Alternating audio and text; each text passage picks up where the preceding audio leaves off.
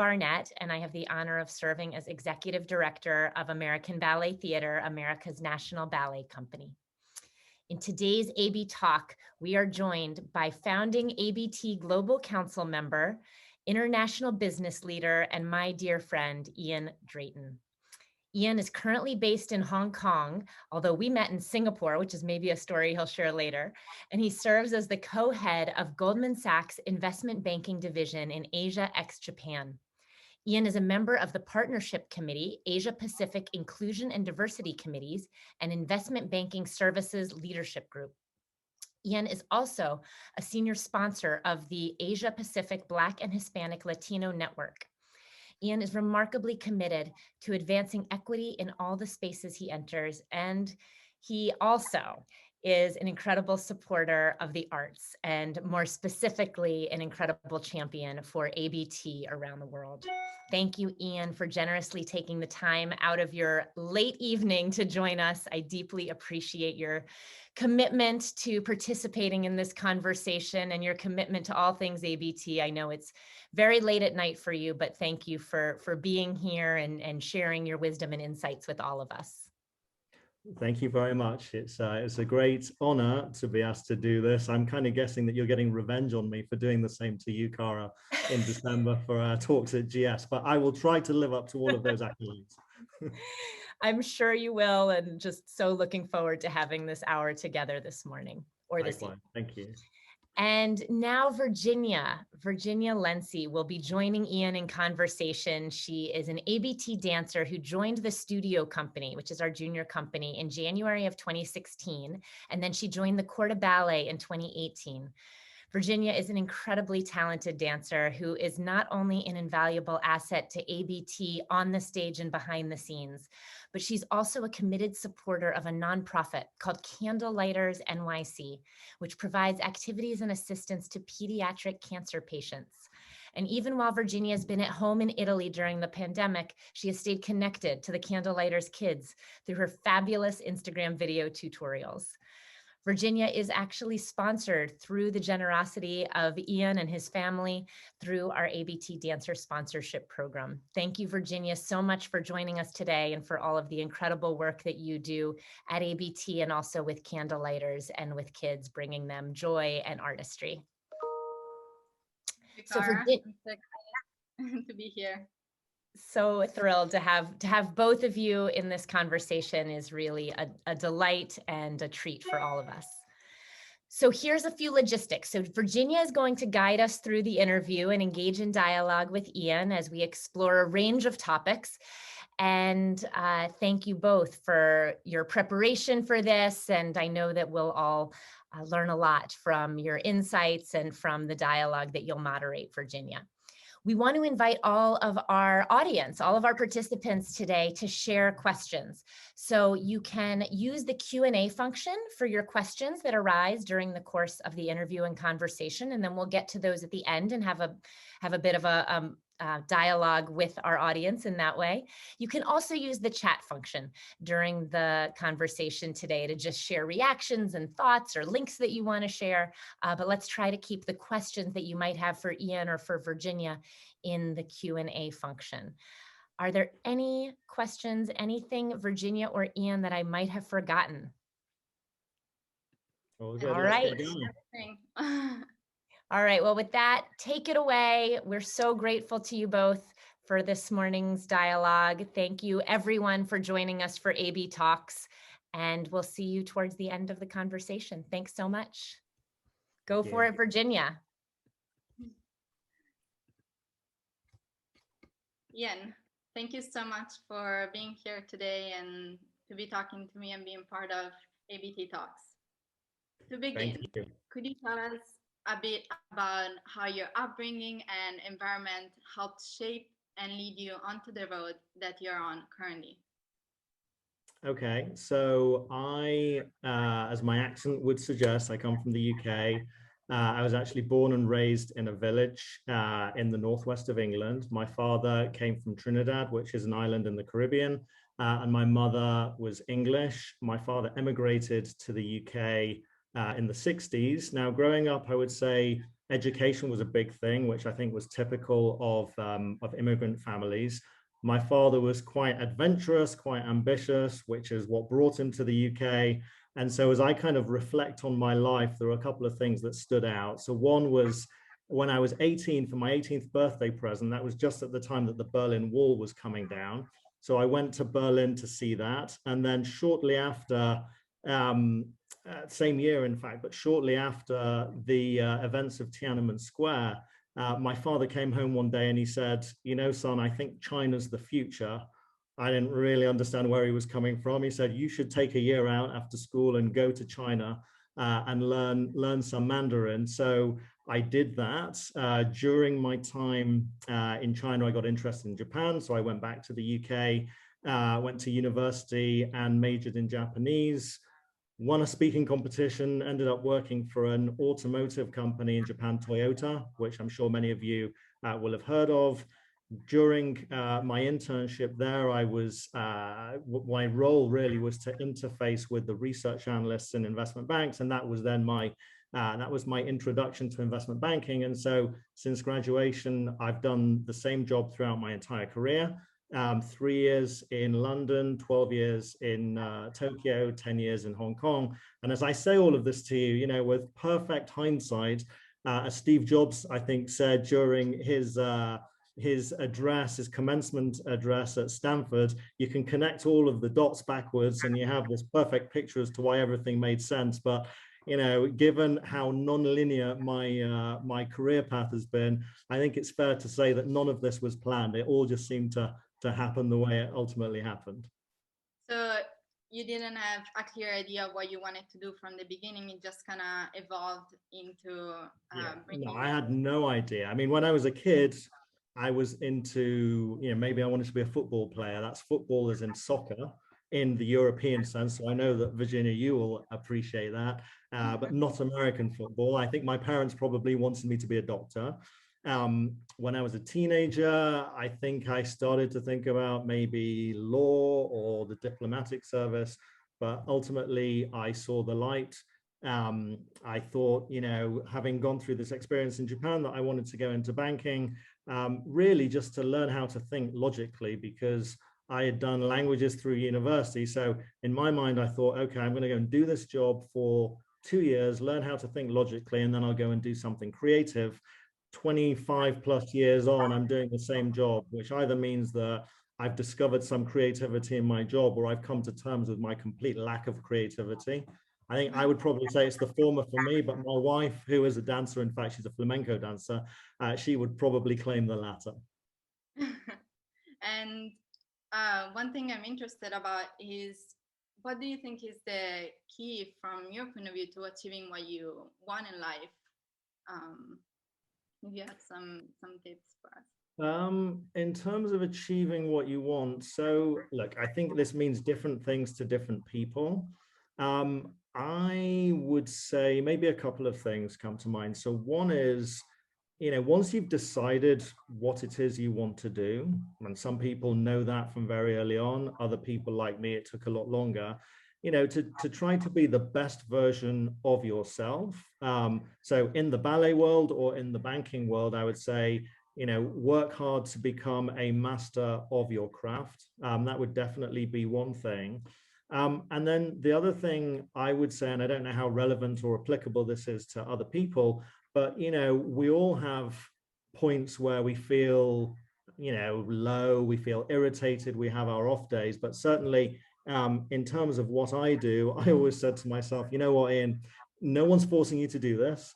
And if you don't want to do it, there are many people who would gladly take your place. And I think that hopefully that keeps me humble, it keeps me focused, it keeps me energized. No, I agree. From the dancing point of view as well, being the best version of yourself is extremely important. Be able to just focus on yourself and not compare yourself as well to others' lives and experiences. And also, yeah, for me, a big one was never give up, because it's so important that every day you wake up and you have your goal in mind. And even if you feel low or don't want to do something that day, you're just always reminded of for me what my passion is, and kind of just that keeps me going, because if you do one small thing every day, then it brings you to achieve your goals. So yeah, I agree to everything you said. And now I'm interested to know a little bit about how, because traditionally banking and ballet don't go hand in hand. So how did you get connected to ballet and this art form? So I will, full disclosure, my journey with ballet is very recent. Okay, so really stretching back to 2018. So a dear friend of mine, Peter Brooks, who I was introduced to by a mutual friend who I've known for 25 plus years. In fact, I sat next to her at my graduate training in the first job I had out of university. But Peter, you know, he and I got to know each other in Hong Kong many, many years ago. He had worked at Goldman Sachs, and he had actually hosted ABT back in the year 2000, I think, in Asia. His sister-in-law is the artistic administrator for ABT, Tina Escoda. And he said to me back in 2018, you know what, Iain, ABT is coming to Asia. I think it'd be really cool for you to host a client event around one of their performances. And I thought to myself, well, this is kind of different. It's also differentiated. And I was just coming at this from a business perspective. I was like, anything that I can do to appeal to my clients is probably a good thing. So I put this client event together, and ABT was performing in Singapore, as Cara mentioned, performing Swan Lake. It was a huge success, both for you guys, but also for me. Because my clients loved it, but also in the process, I was completely mesmerized. I found it a very transformative experience for me, and that was really my hook. And so from there, back in Hong Kong, I saw ABT perform Whipped Cream. Then the following year, I was in New York and I saw Manon, and incidentally or coincidentally, Hiseo performed in all three. She was the principal dancer in all three. And then last summer, I had the great fortune of doing a talk with some of your ballet dancers. So he, Carlos, Keely, Abby, and Yue, which was terrific fun. So over time, you know, I've started to learn a little bit more. I'm obviously now watching a lot more online, particularly because of COVID and travel restrictions and everything else. So, you know, really at this stage of my life, I would say, A, big thank you to Peter. B, as I'm learning about all of this, it becomes quite addictive. Obviously I got to know Cara in Singapore, and, you know, we've built a friendship. She was kind enough to invite me onto ABT Global Council. And I'm just keen to do more and more and see where we get to. Do you think that your passion has grown through the years, and the more you watch ballet, the more you're interested in it and want to watch more? Yeah, for sure. And we should talk about, I mean, there was one specific thing over the Christmas holidays, actually, that I saw that I found deeply moving. And I introduced my family to as well. But yes, I would say, you know, maybe a couple of reactions. So one, you know, ballet as an art form, I find tremendously interesting. I'm keen to learn more. I always try to think about, you know, in the context of what I do, particularly with my clients, I like to try to develop a much broader perspective than just finance, because ultimately I'm dealing with people. Okay. And so, you know, whatever edge, whatever differentiated perspective perhaps I could bring to my own client interactions, that's something that I value. And it's forced me in a way to think about what are the parallels between ballet and banking, what are the differences, and, you know, maybe we can talk about that a little bit later as well.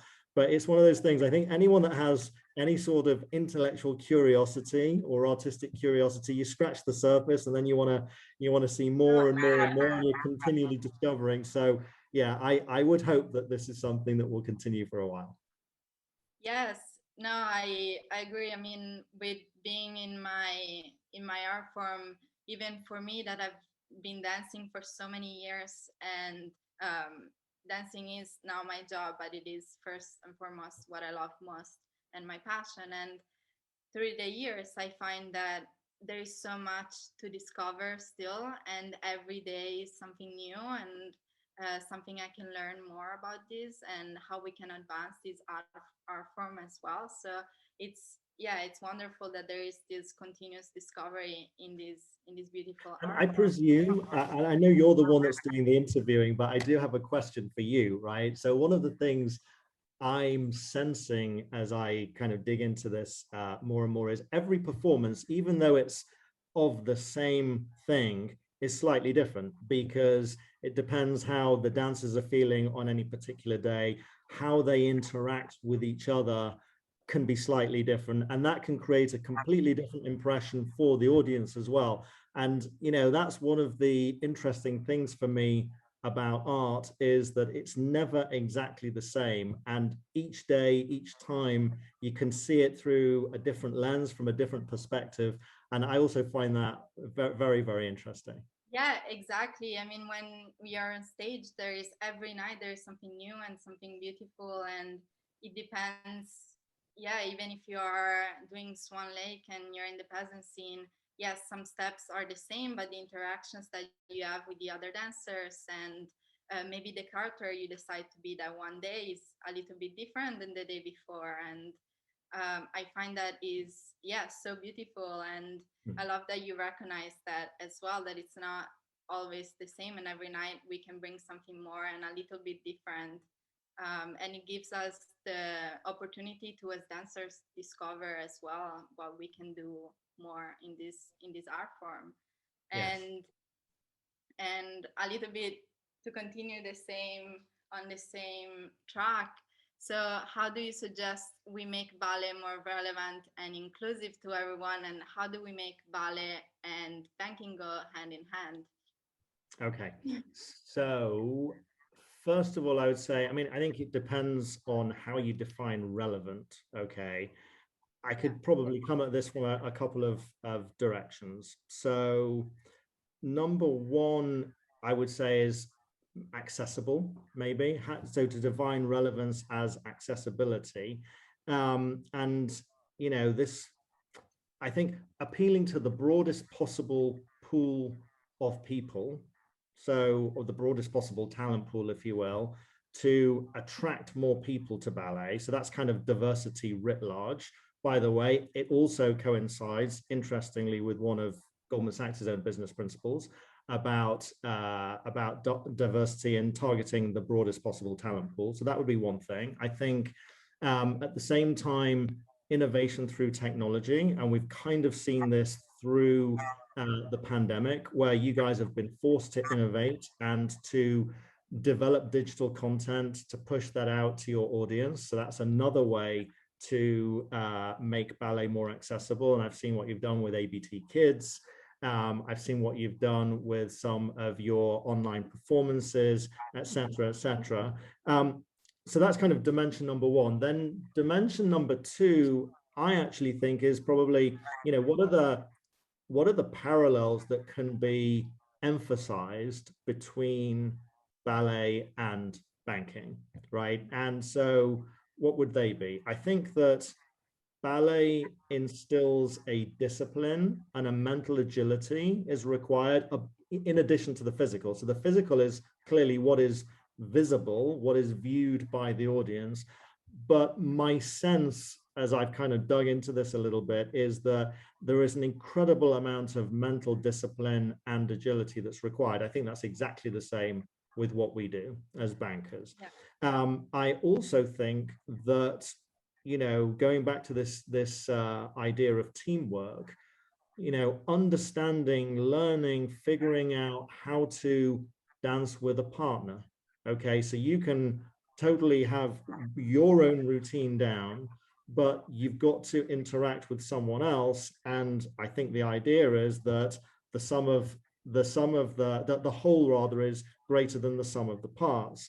And this is teamwork in banking as well. This is exactly what we do. So if we're on a deal team or a project team, everyone has their own individual roles, and those roles in and of themselves may not be super important, depends obviously on the individual and his or her role, but put together delivers the entire firm. So I see these parallels as well.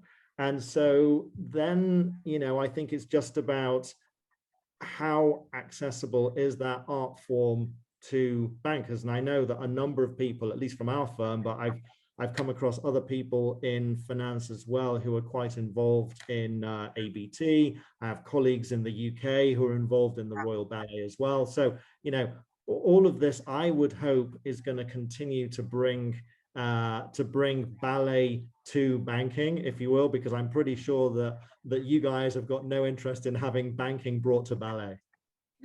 Well, I think, yes, I think that your perspective of what you said is very interesting. And what you said about accessibility and also I think representation is really important. Especially I feel like in the ballet world, there is this concept of historically ballet being for the elite.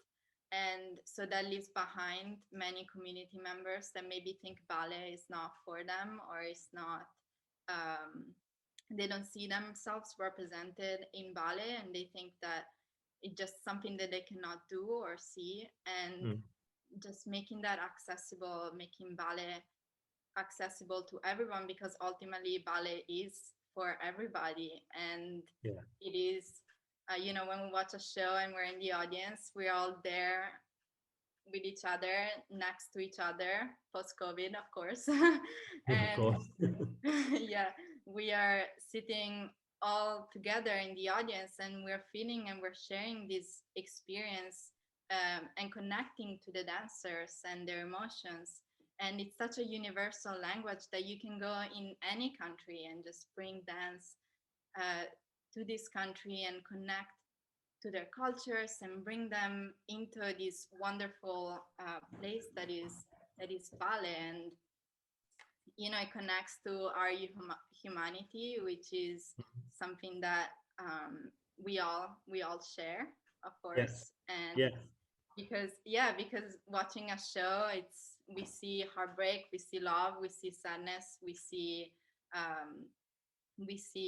celebration, and all together in the audience, as audience members and as dancers, we all are together in this experience. So I think bringing these and making sure that people understand that ballet is for everyone, and making ballet become more accessible. And for us, it's so important to bring ballet in those communities, and that those communities see ballet represented, is something that is extremely important. And for little girls or boys to just see a ballerina and be like, oh, I can be that. I can become that dancer, or that ballet dancer. And how banking and dance go together is very. I thought a little bit about this as well, and what you said is wonderful. I completely agree with it. And I think also, banking can in so many ways help ballet through different ways. I think through maybe funding or support, and can help ballet go into those communities, and ballet can bring banking into those communities that ballet can reach, because ballet can reach communities from all over the world. And as American Ballet Theater, we travel everywhere, went to Hong Kong, many different places. I'm looking forward to hosting you guys in Asia at some stage post-pandemic. Yes, definitely. We look forward to coming back. And actually, so my next question is, at ABT, we're doing a lot of work to address diversity, equity, and inclusion through an initiative called ABT Rise, which is representation and inclusion, sustain excellence. Yeah, which was launched last year. Kim Sharif actually and her team organized many allyship training workshops, and where we learned about the causes of social injustice and how to be effective allies for marginalized communities, and how to actively influence and educate others. I read in your bio that you're a member of the Investment Banking Division Council for Advancement of Racial Equity and the Asia Pacific Inclusion and Diversity Committees, as well as serving as the senior sponsor of the Asia Pacific Black and Hispanic Latino Network. Could you please tell us a bit about how this work manifests at Goldman Sachs, your role and your experience as a multiracial person in the banking industry? Wow, there's a lot in there.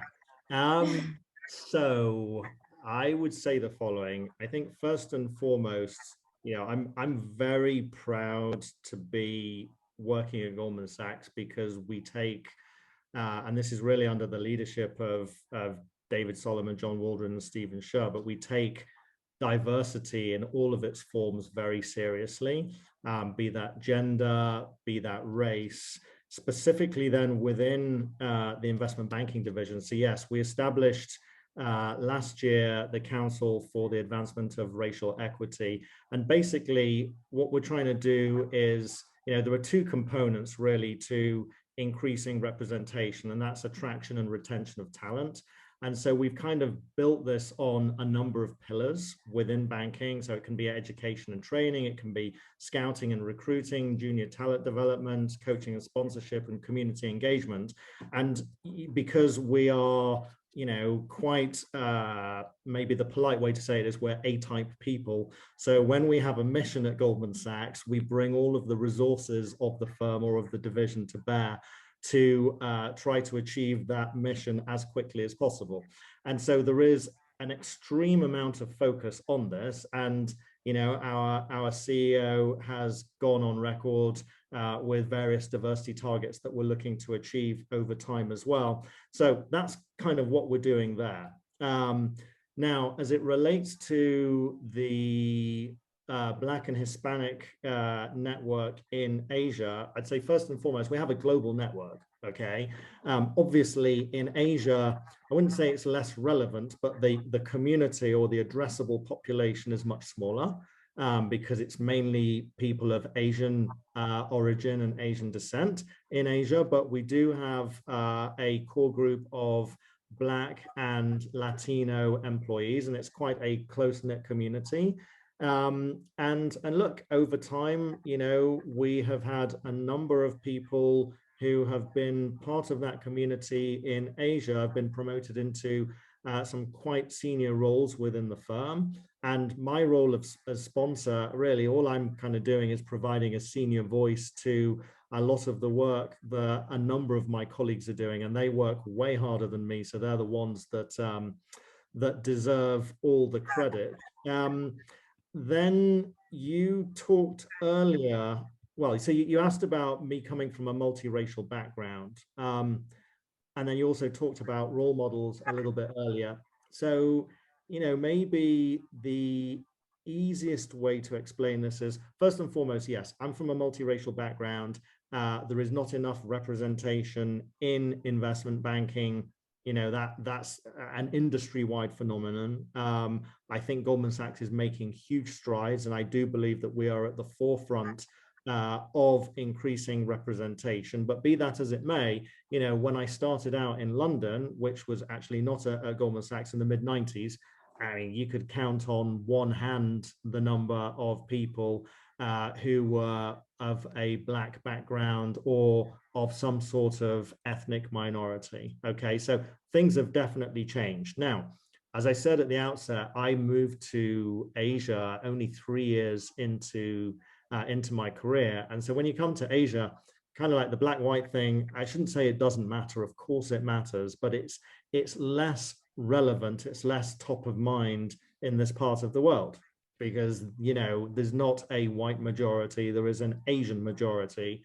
If you're in Japan, it's a Japanese majority. If you're in Korea, it's Korean, China, Chinese, etc., etc. So all of a sudden you find yourselves you know, as part of a minority, and that can be black, white, whatever, that's not from that particular country.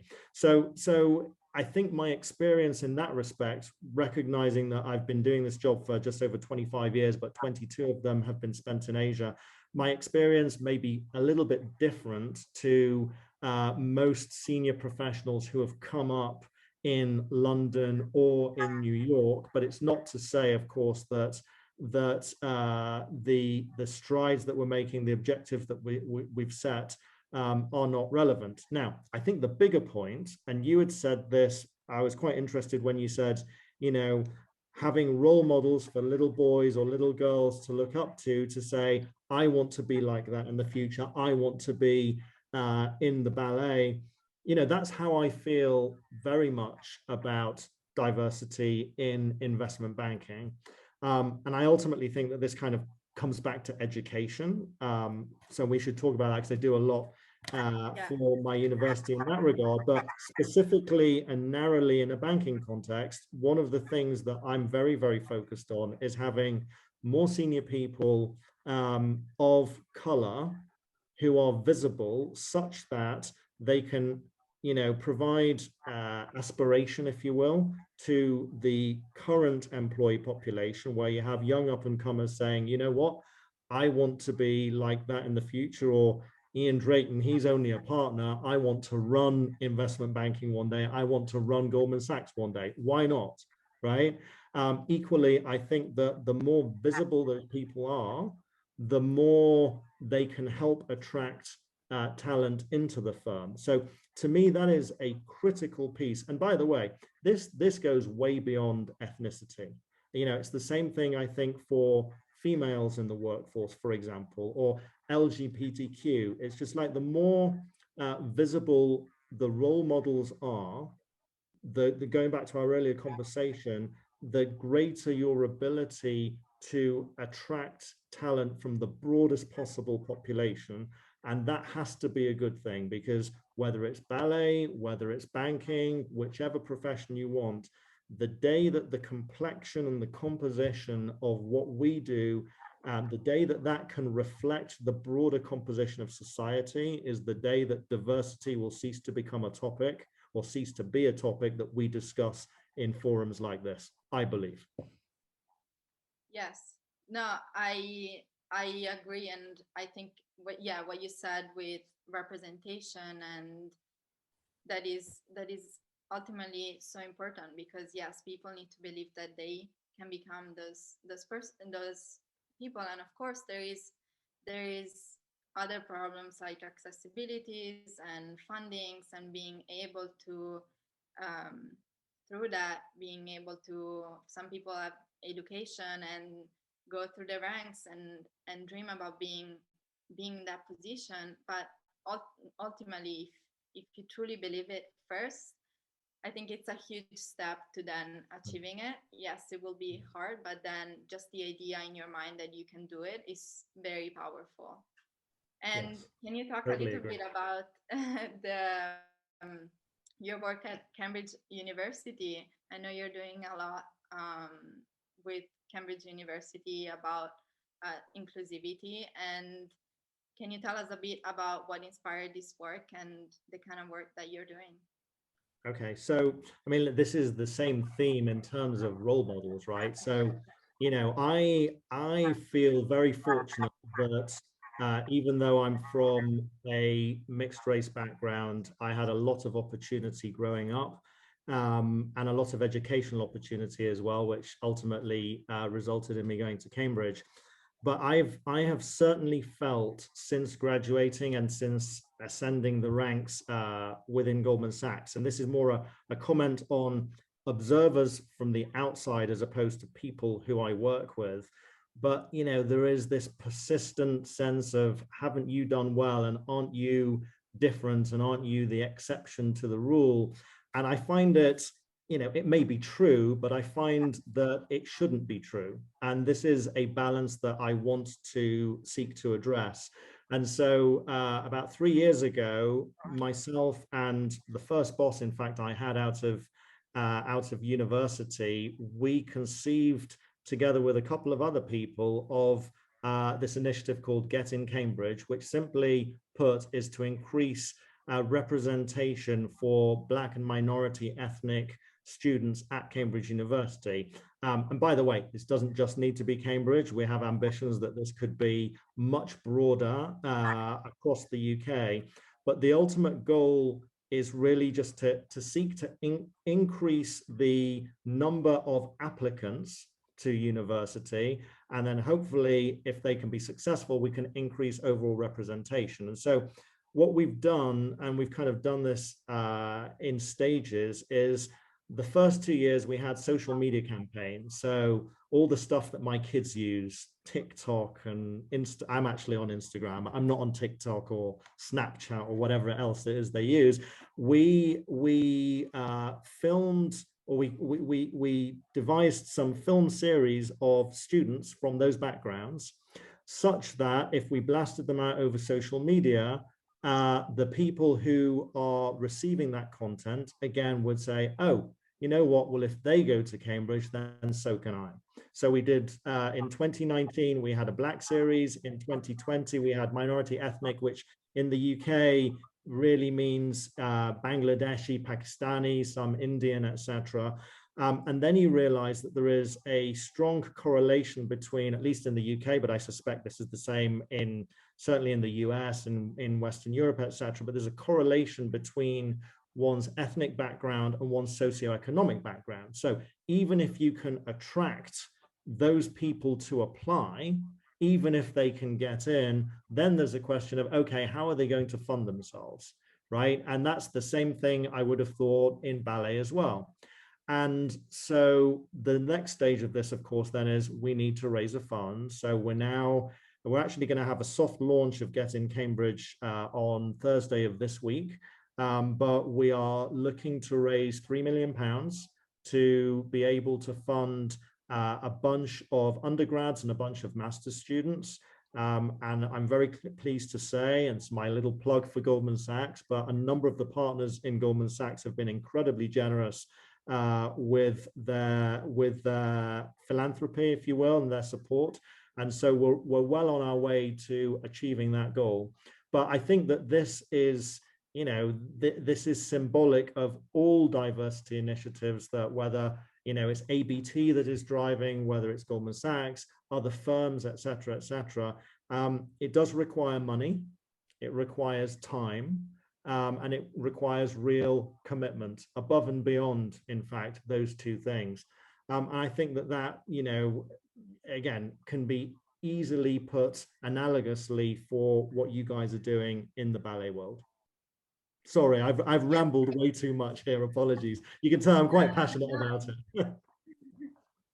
No, that's true. That connects also to the ballet world, and those things, money and being able to have the right funds and people that help you as well is extremely important, and it is a lot of work. But even slowly, you create actual change, which is what it needs to be done. And the work that you're doing is creating change within Cambridge University, but also throughout the world.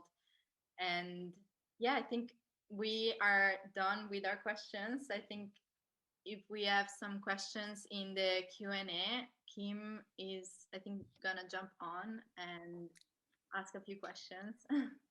Hi, first of all, thank you so much. This has been wonderful. What a pleasure. So I really thank both of you for doing this for all of us. I don't see any questions in the Q&A, so please send your questions, everyone in the audience. But if it's okay, I actually have a question. And Iain, you touched on it slightly a bit ago.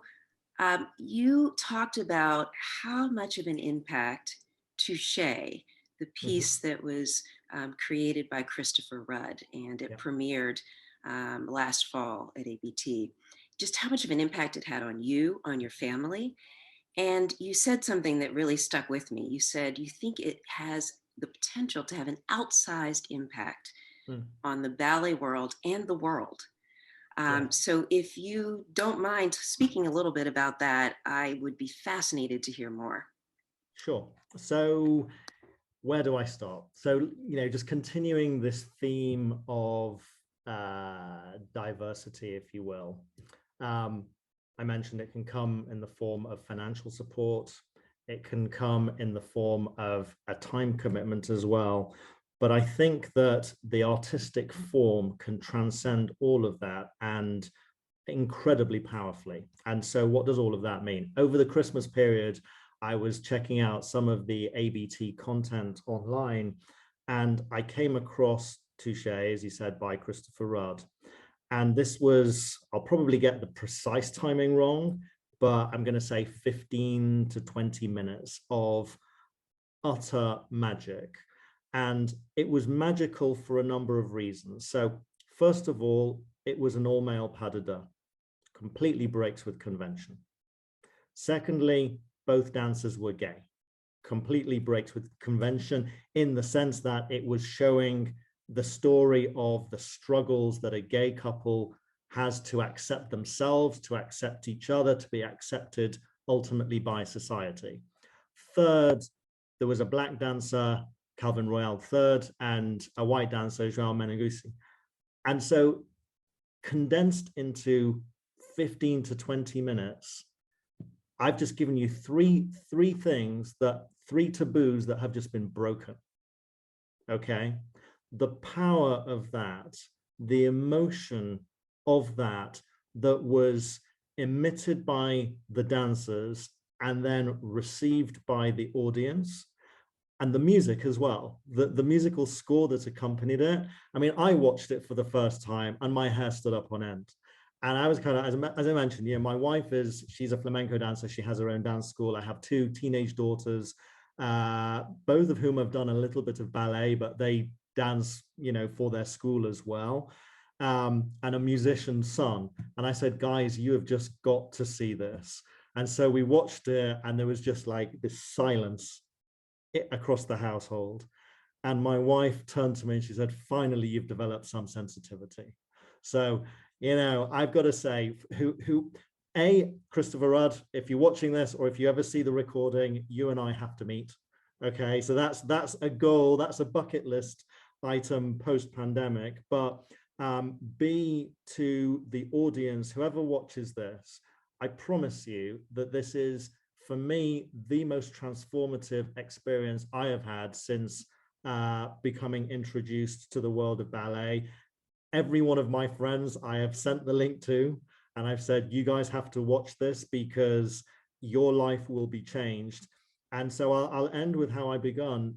The impact of the visual art form, I think, carries a much outsized weight, if you will, or outsized proportion than any of those other things, which are all very important. Of course, I want to give money to support the arts, to support diversity. Of course, I want to give time. But when you behold a spectacle like that, I think your life has truly changed. Oh my gosh. Well, first of all, thank you. Thank you for sharing your thoughts on it. Thank you for putting it in that perspective, right? Because I can tell you, I'll speak for everybody at ABT, that is the kind of impact that we hope to have, as America's national ballet company, but also, as we just advance diversity and equity and inclusion. So thank you. And I will make sure you meet Christopher Rudd. I will make that happen. So actually, we have a few questions that have come through. So I'll just tick down. Mm-hmm. Hi, Iain. Thank you for sharing, and always very insightful. I would like to ask if you could share a bit about your perspectives and thoughts of how your involvement with ABT or work there influence or shape yourself as a partner in Goldman Sachs. And that's from Queenie Sue. Thank you.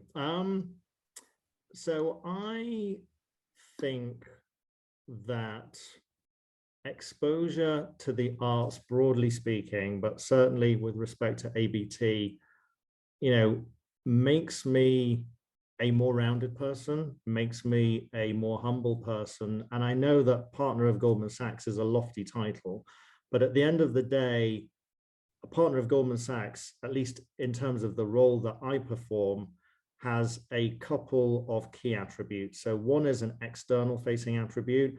I cover clients. I need to be not just interesting to clients, but I need to be able to tap in to my clients such that they want to work with me and by extension my firm versus working with the next bank.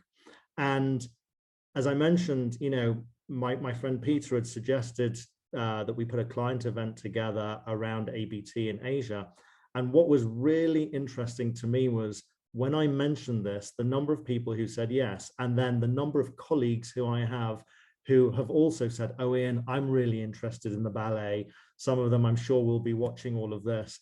And so it's had, in one sense, in terms of the external facing part of what I do, I think there's a huge convening power, and it just shows you that actually there are many more people than you might otherwise think that have interest in ballet as an art form. Now, the other side of all of this is the internal. So a partner of Goldman Sachs is someone who is there to uphold, to promote the culture of partnership and to ensure that the fabric of the firm, the cultural fabric of the firm is sustained. And I think very much that, you know, a key part of that, to me at least, is humility, it's broad-mindedness, it's acceptance. And the more, going back to, you know, the going back to Touche, the more that I am touched by things that I previously didn't think about, the more open-minded, frankly, I feel that I'm becoming. And the more open-minded that you are, the more open you are to various stimuli, et cetera, et cetera. If I can take all of that and be a better partner and be a better role model for people internally, then hopefully I'm doing my bit to sustain the culture and to you know, ensure that we have a next generation of talent that's coming up. So I don't think that it is finance in the narrowest sense of the word. I think that there is a hugely important cultural element to what we do. And I feel, and as I say, I'm saying this with humility and with self-awareness, I'm at the beginning of my journey in ballet. So maybe my views in 5 years' time or 10 years' time have changed, but also I've realized that as I get older, I'm not afraid to admit anymore that there's so much that I don't know. And I think that that probably makes us better bankers, because we're just a little bit more open and we're less defensive than we were as we were coming up the ranks. I don't know if that answers your question, but that's my gut reaction to what you said. Yeah, no, I mean, for me, I hope the audience member who asked it feels so too, but no, that was very well put. And I'm actually going to give you a follow-up.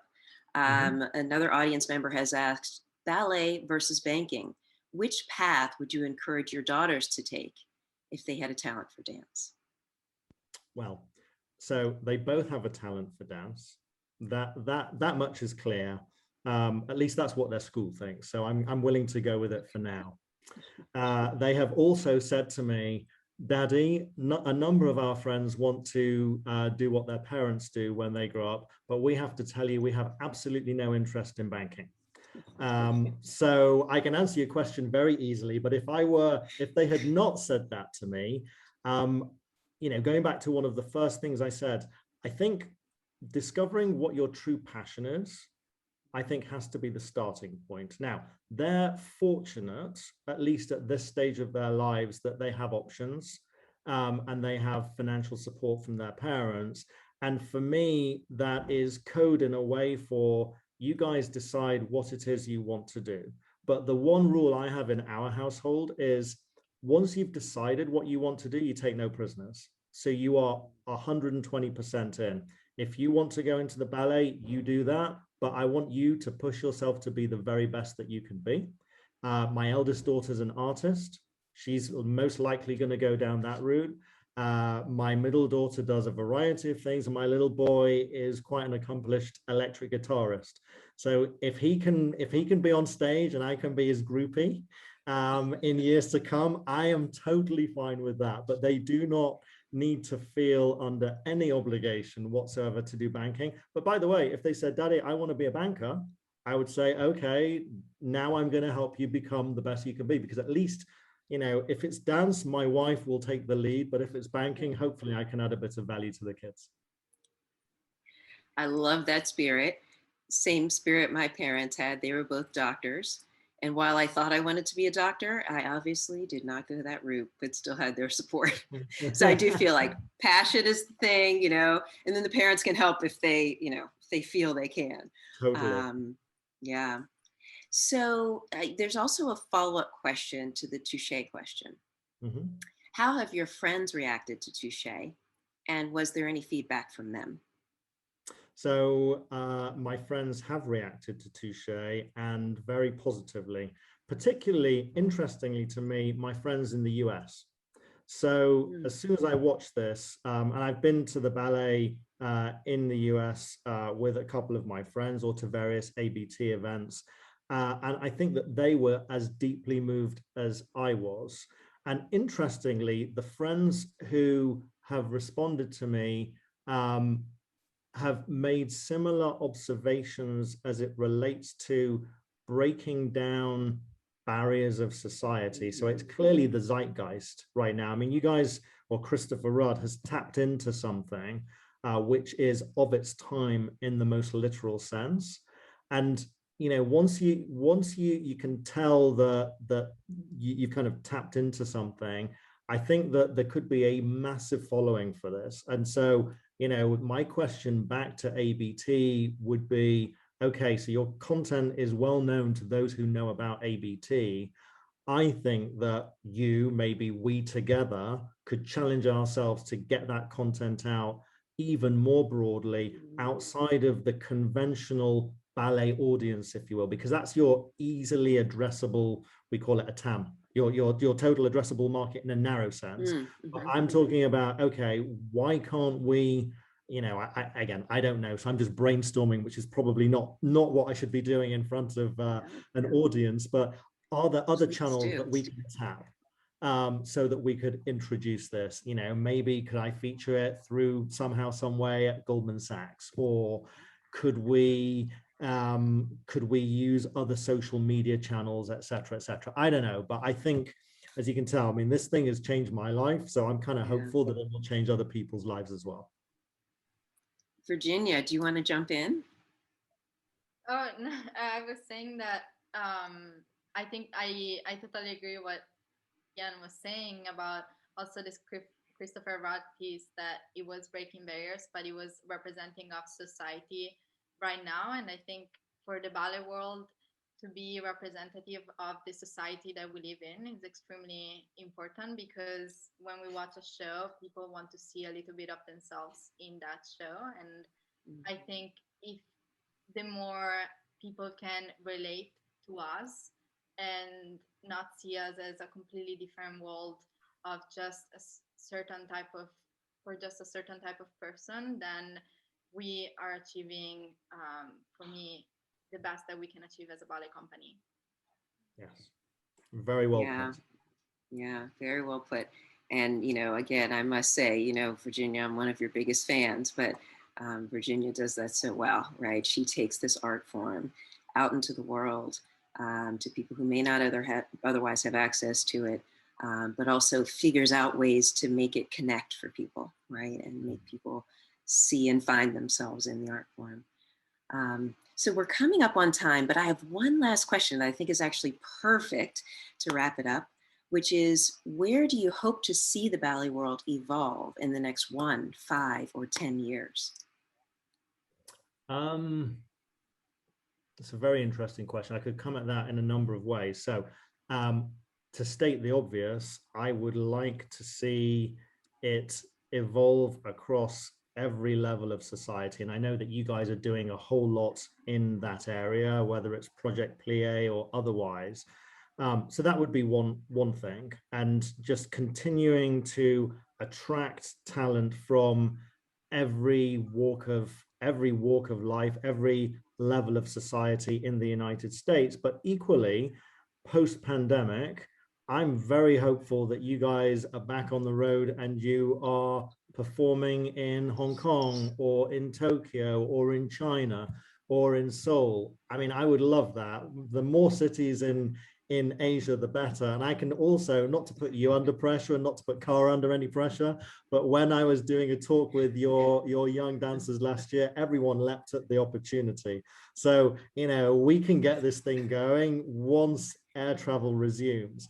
But they would be the two things. And then maybe the third thing that, you know, I found really interesting, and this is probably going back, I don't know, 2 years. You guys in London, you had some sort of collaboration, I think, with, it was like a workshop collaboration with the Royal Ballet. And what I liked about that was, you know, you have your own distinctive style because you basically, ABT is like the world's ballet theater. Even though it's American ballet theater, you have Russian and Italian and Brazilian and Filipino and Korean, etc., etc. So you have various styles that you kind of meld together to produce, and I guess that's what America is. You're a cultural melting pot in a way, versus the Russian style or the French style or the English style. But seeing more fusion there, I think, would be kind of cool. And also seeing more fusion between ballet and other musical forms or other art forms, because I kind of feel that, you know, and obviously, again, I'm going back to Christopher Rudd, he pushed the boundaries in one way. What I like about art is its versatility, its flexibility, the fact that it is boundless, it's limitless, and therefore you can define your own boundaries. And seeing ABT innovate in that way, and the same way that it's innovating digitally and with the type of content that it's pushing out to people, I think that would be really cool. We are on it. And I think Cara put that into the chat. I mean, what fabulous ideas. And we do look forward to partnering with you. I will be in every city in Asia that I can possibly be in. I already brought my family to Singapore. So thank you both so much for today. This was wonderful. And Cara, I'll throw it over to you to close us out, but very grateful. Thank you. Thank you, Kim, for moderating the Q&A. Thank you, Iain and Virginia. Thank you for challenging us, for inspiring us, for inviting us back to Asia. We can't wait. And for challenging us to keep innovating and to keep sharing the magic of this art form and the inspiration of this art form with people worldwide. As you said, Iain, this is an art form for all, and Virginia, you made that clear as well. So we will heed your words. We will continue on, and we are truly energized. What a great way! What an incredible way to start a Monday and start a week with your wise words and with your inspiration. So thank you both. Thank you, Kim, for bringing us together. Thank you, everyone, for joining us for this meaningful and memorable AB Talk. Have a terrific week, and thank you, Iain and Virginia. Bye, everyone. Thank you. Thank you. Take care. Bye-bye.